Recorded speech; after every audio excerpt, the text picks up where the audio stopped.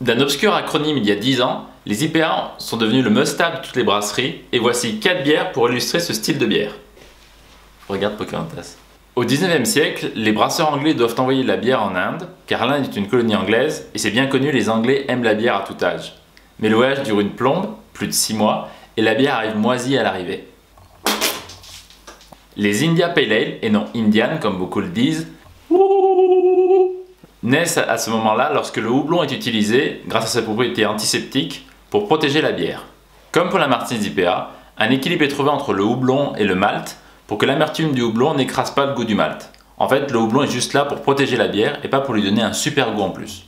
Faut que ça soit Fun. C'est pas fun là? Non.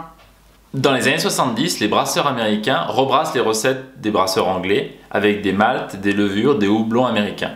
T'as raté la partie décapsulage? Oh, ça va, c'est pas grave. Ok. La brasserie de San Francisco, encore, brasse ainsi sa Liberty Ale, ou une Pale Ale bien houblonnée, et se retrouve avec une bière trop amère pour l'époque. En fait, le goût n'était pas vraiment prêt pour que les gens apprécient l'amertume comme ça, et du coup, c'est un flop.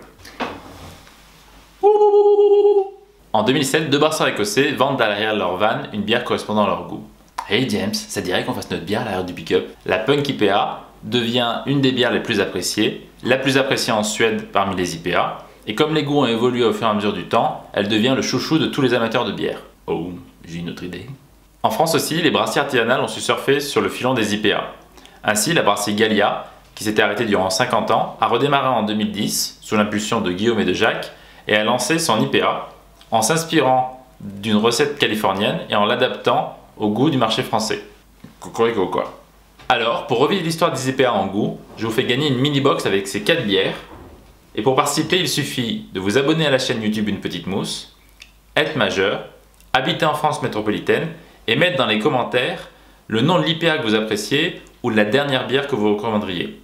Je ferai le tirage au sort de l'un de ces commentaires le 14 mars et ça sera cool.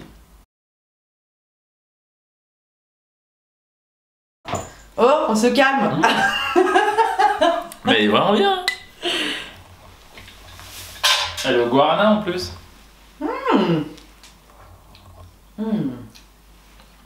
C'est sympa.